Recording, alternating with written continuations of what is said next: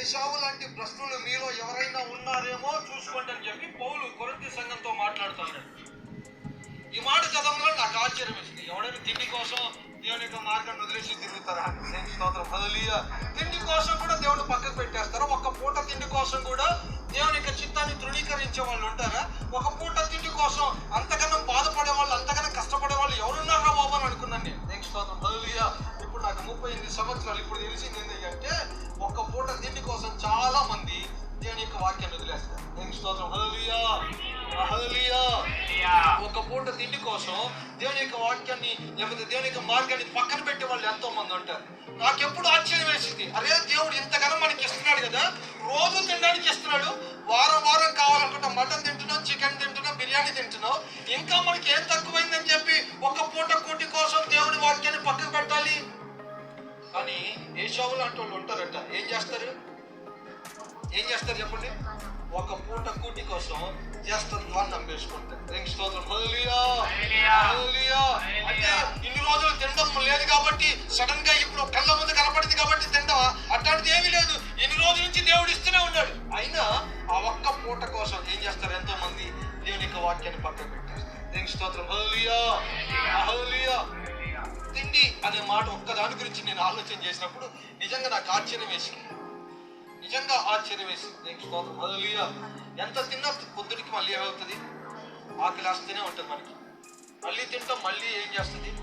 ఆకలి వేస్తుంది. కానీ ఈ ఒక్క ఆకలిని జయించడానికి, దీన్ని జయించలేక ఎంతో మంది నాశనం అయిపోయిన వాళ్ళు ఉన్నారు. స్తోత్రం, హల్లెలూయా, హల్లెలూయా. ఒక పూట తిండికి ఆ ఆకలిని తట్టుకోలేక, లేకపోతే ఆ ఆకలిని జయించలేక దొంగలైన వాళ్ళు ఉన్నారు, హంతకులైన వాళ్ళు ఉన్నారు. దీనికోసం ఎంతో మంది దేవుని యొక్క వాక్యాన్ని తృణీకరించి పక్కకి వెళ్ళిపోయి లోకానుసారంగా బ్రతకడానికి ప్రయత్నం చేసే వాళ్ళు ఉన్నారు. ఎక్కడో ఒక్కడ చోట అన్నదానం చేస్తున్నారంటేనో, లేకపోతే ఇంకెక్కడో ఇంకేదో చేస్తున్నారంటే దేవుని నమ్ముకున్నోడైనా సరే ఏముందిలే తిండికి ప్రార్థన చేసుకుంటే జాలనుకుని వెళ్ళి తినేసి తన యొక్క విశ్వాసాన్ని నమ్ముకునే వాళ్ళు ఎంతో మంది ఉన్నారు. స్తోత్రం, హల్లెలూయా.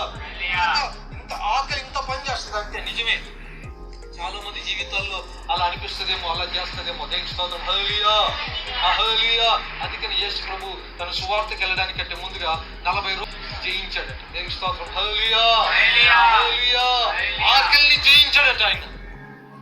అందుకని ఆయన ఆకలితో ఉన్నాడని తెలుసుకొని సాతాను గాడు వచ్చింది, ఇగో నువ్వు ఆకలితో ఉన్నావు కదా, ఇగో ఈ రాయిని రొట్టెగా చేసుకొని తినంటాడు. స్తోత్రం, హల్లెలూయా. ఆకలితో ఉన్నాడు ఏం చేస్తాడు? ఏమైనా అద్భుతం చేసి ఆకలి తీర్చుకోవడానికి ముందు ప్రాధాన్యత ఇస్తాడేమో అనుకుంది సాతాను. కానీ యేసు ప్రభు అన్నాడు, మనిషి రొట్టె వల్లగా మాత్రమే కాదు, దేవుని నోట నుండి వచ్చి ప్రతి మాట వల్ల ఏం చేస్తాడు? స్తోత్రం, హల్లెలూయా. మన కాన్సెప్ట్ ఏంటంటే మనిషి రొట్టె వల్లే బతుకుతాడని చెప్తాం. కానీ దేవుడు అన్నాడు, మనిషి రొట్టె వల్ల మాత్రమే కాదురా, దేవుని వాక్యం ద్వారా కూడా ఏం చేస్తాడు? ఈ రోజున ఎంతో మంది ఈ రొట్టె కోసం కష్టపడే వాళ్ళు, లేకపోతే ఈ రొట్టె కోసం దేవుని యొక్క మార్గాన్ని వదిలేసే వాళ్ళు ఉన్నారు. కానీ యేసు ప్రభు అన్నాడు, దాన్ని జయించి ఆకలితో 40 రోజులు ఉన్న ఆయన్ని వచ్చి సాతాను శోధిస్తున్నా అన్నాడు. ఆకలి వేస్తుంది కానీ మనిషికి ఈ రొట్టె వల్ల మాత్రమే కాదు, కానీ దేవుని నోటి నుండి వచ్చే మాట వల్ల కూడా బతుకుతాడు. స్తోత్రం, హల్లెలూయా. ఏశావు దేనికోసం బతికాడు? ఆ పూట తిండి కోసం బతికాడు. కానీ ఏశావు, యాకోబు ఎప్పటికో దాని రాదు. ఏంటిది? జ్యేష్ఠత్వం. అప్పటికప్పుడు జరిగిపోయింది ఏమీ కాదు కదా, అది ఎన్నో సంవత్సరాల తర్వాత రాబోయే జ్యేష్ఠత్వం హక్కు కోసం ఇప్పుడే ఏం చేస్తున్నాడు? ఆరాట పడుతున్నాడు. నాకు జ్యేష్ఠత్వం అమ్మితే చాలు, నువ్వు నాకు జ్యేష్ఠత్వం ఇస్తే చాలు, నీకేం చేస్తాను? తిండి పెడతానంట. స్తోత్రం, హల్లెలూయా. ఎప్పటికో కదా, ఏముందిలే రేపటి ఎవరు చూశాడు అని ఏశావు ఏం చేశాడు? దాన్ని నమ్ముకున్నాడు. యాకోబు దాన్ని భద్రం చేసుకున్నాడు. స్తోత్రం, హల్లెలూయా.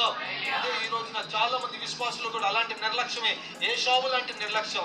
ఆ రేపు ఎవరు చూశాడు లేండి, ఈ రోజుకి బతికితే, ఈ రోజు తింటే, ఈ రోజుకి వెళ్ళి వస్తే, ఈ రోజున ఏదో ఒక రకంగా ఉంటే చాలు, రేపు చూసుకుందాం అనుకునే వాళ్ళు ఎంతో మంది ఉన్నారు. స్తోత్రం, హల్లెలూయా. నువ్వు ఎలా భక్తి చేస్తున్నావు, లేకపోతే ఎలాంటి విశ్వాసంలో నడుస్తున్నావు, ఏ విధంగా దేవుని సంతోషపడుతున్నావు, ఈ రోజున నేను నిజంగా దేవుని ఆనందపరిచేటట్లుగా ఉన్నానని ఆలోచన కాదు, దేవుని చూసుకుందాం అవన్నీ అని చెప్పేసి ఈ రోజు దానికోసం దేవుని పక్కకు పెట్టే వాళ్ళు ఎంతో మంది మనకు కనపడతా ఉన్నారు. నెక్స్ట్ హల్లెలూయా. అందుకని యేషోవు అంటా ఉన్నాడు, నేను చావడానికంటే నాకు జ్యేష్ఠత్వం పెద్ద విలువైందేమి. దేనికంటే నేను చావడానికంటే జ్యేష్ఠత్వం నాకు విలువైంది కాదు అని అంటే